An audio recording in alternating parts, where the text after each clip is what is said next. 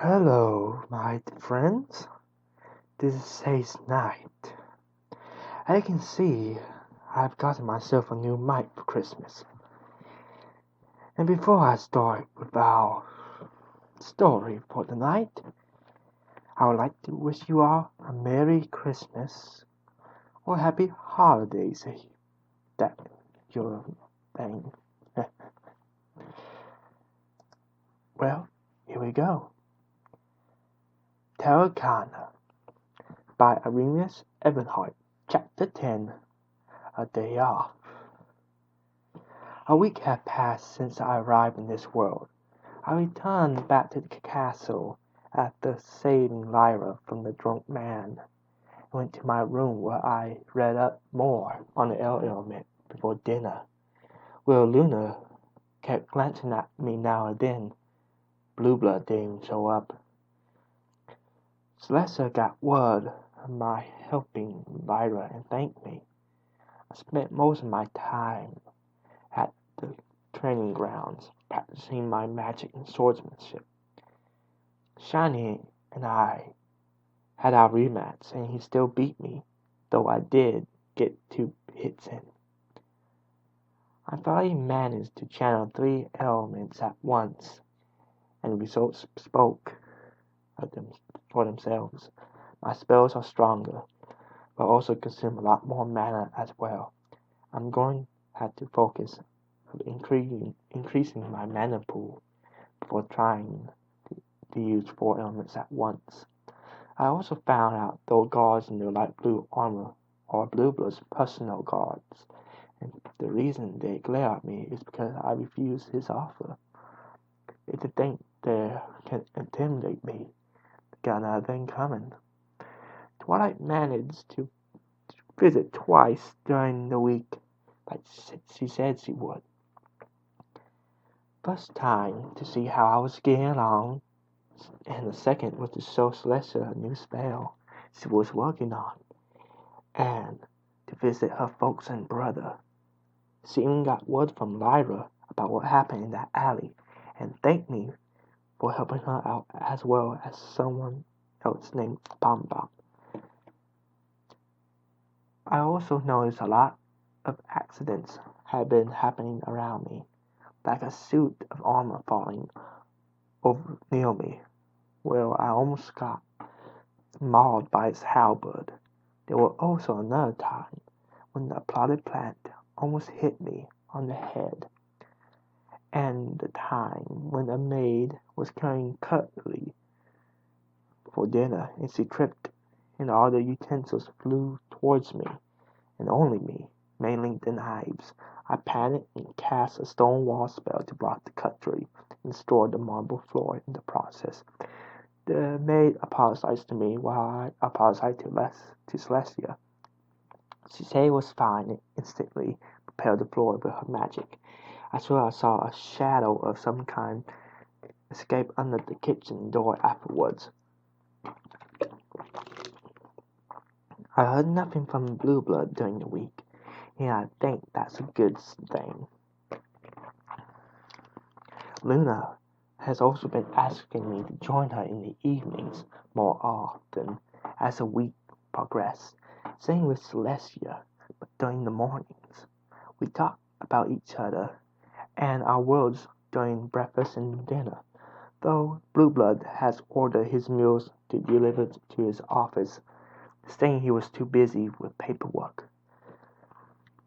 The princess and I have gotten to know each other so well that they ask me to address them by name all the time instead of their titles, much to the displeasure of the nobles. It still amazes me that she and her sister raises and lowers the sun and moon here. I am sitting in the gardens with Luna, while looking up at the night sky. We've been watching Blue Blood these past few days, he tells me. We notice he has been speaking to some pony when he thinks no pony is listening. And how do you know that? I ask her. We have sent our best spy to keep an eye on him, she tells me. And anything to worry about yet? I ask. No. All she has managed to find out thus far that he is speaking to some pony, but hasn't seen who this is yet, she replies. We chat up about an upcoming event called the Gabbling Gala for the next 10 minutes. Apparently, I am invited to it, as well Twilight and her friends. We are interrupted by a dark gray unicorn woman with dark hair and dark purple leather-like armor with lighter purple hair and two curved daggers on her hips. Her eyes are cat-like, and the tips of her ears have tufts of fur on them. I also notice that she has a small fang, like teeth, and her horn is slightly curved backwards. She kneels and bows to Luna. Princess, I just have come back from Blueblood's office. It would seem he'd been talking to what appears to be some sort of assassin, a dark unicorn with dark red mane and tail named Silent Shadow, dressed in all black leather armor, with many files and other items on him, she tells Luna. We see, so those accidents during thy stay were not mere accidents, but may have been attempt on thy life, at thy life, Luna tells me, says to me. If that's the case, then I'm going to have some words with Blueblood. So what do we do then? If he is listening to us right now, I ask. Luna horn glows and all three of us are teleported to her room. My head spins from the sudden change of location by a second away. Luna looks slightly dizzy after having to teleport me. Now no one can hear us or enter while our knowing, she tells me. As of what to do, we shall tell our sister what has transpired. For now, keep thy eyes open for anything. Should this silent shadow make another attempt on thy life, thou hast our permission to defend thyself. Luna tells me, then turns to the spy. Nightblade, keep an eye on Blueblood. We wish to know what else he may be up to. Also, search his office when thou gets an opportunity to do so to find any evidence. She orders her spy. As you wish, princess. Nightblade replies. Her horn glows and she fades into the shadows. Luna now looks at me. We shall walk thee to thy room, where we shall place a ward alerting us if any point other than thou or our sister and us enter thy room. All right, sounds good, I reply. We make our way back to my room in silence. I'm constantly on guard in case something happens, though I doubt it will with Luna here. We enter my room and her horn glows. For a few seconds she stops and sighs. There, the ward is in place. Should at some point enter it without permission, we shall know of it instantly, she says. Thank you, I say and yawn. Get some sleep. We have a surprise for thee tomorrow, she tells me. I raise my right eyebrow with a smile. I'll be looking forward to it. I'll see you tomorrow, Luna. She smiles and leaves the room. I strip down to my trousers and get into bed. After a few minutes, I fall into a restful sleep. Lying chains. I wake up to a bright sunny morning and stretch. I slid out of bed and get dressed, though I might need to get some more clothes. These ones are starting to get a bit worn out. I equip all my gear and head out to the dining hall. I see Celeste and Luna already there waiting for breakfast to be served. Celeste smiles at me and Luna waves me over.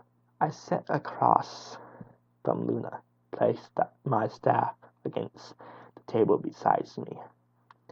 Good morning, you two, I greet them. Good morning, Adrian. Did you sleep well? Celeste replies and asks. Very well, thank you. So Luna tells me you have both a surprise for me. I asked them. Celeste nodded. That we do. She'll be arriving any minute now. She replied, getting me to raise an eyebrow at her. The kitchen door opened. A few trays are carted in. One leaves the hall, no doubt, Blue Blood's breakfast, but 3 others are brought to us. A plate is placed in front of me, and the lid is lifted off. The smell of cooked fish reaches my nose. I stare at the food wide-eyed. There's scrambled eggs, strips of fruit, and vegetables with some sort of sauce next to them. And next to all that looks like a puffily cooked bass. I look at the princesses and see them smiling. I smile in return. Thank you. Where did you get the fish since you don't eat meat? I ask. He went to the lake behind the mountain and teleported one out of it for thee. What thou told us, thou need a source of protein. Correct, Luna replies. I nodded. Yes, thank you for doing this for me. But if it's all the same, do you think you can find me a fishing pole so I can catch my own? I asked them.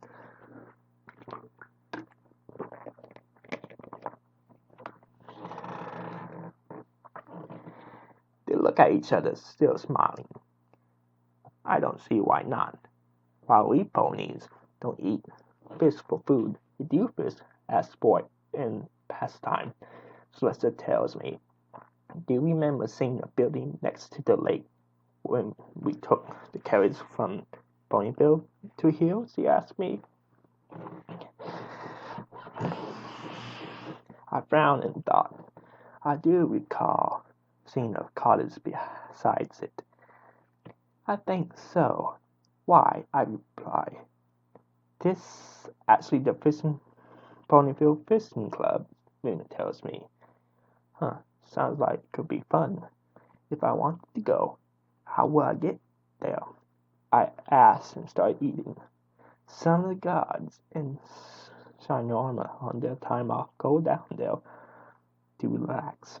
You could ask them to tag along if you want, Celeste informs me. I finished half off of the fish before talking. I have to ask Shining about it later. So what plans do you have for today? I ask. They look at each other before looking at me. Nothing at all. Today is the day we take off of each month to relax. Why? Do you wish to spend time with us? Celeste asked. I chuckle. Sure, I got nothing special to do. I was planning to go back down to the training grounds, but I can do that later. So what do you want to do today? I ask. We were planning to go down to Ponyville to visit Twilight, then go to the spa to relax. Celeste tells me. Okay. I would also like to know how Twilight and her friends are doing since I came here, I reply. We finish breakfast and head out to the courtyard where a carriage is waiting. I see Celeste has a scroll in her hand. Her horn glows and it disappears. We then step inside the carriage and take off. How is thy training coming along? Luna asked me. I look from the window to her. Pretty well.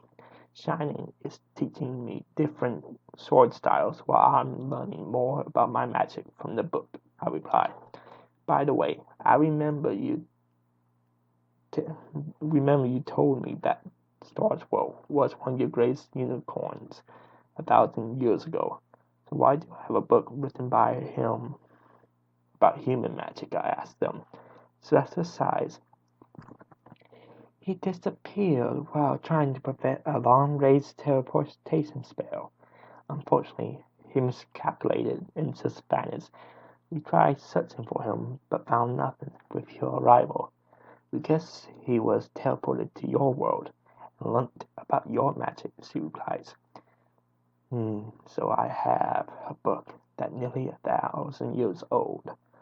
Now why I have never heard of such a compass mage back in my world. Surely the history books would have records of such a mage.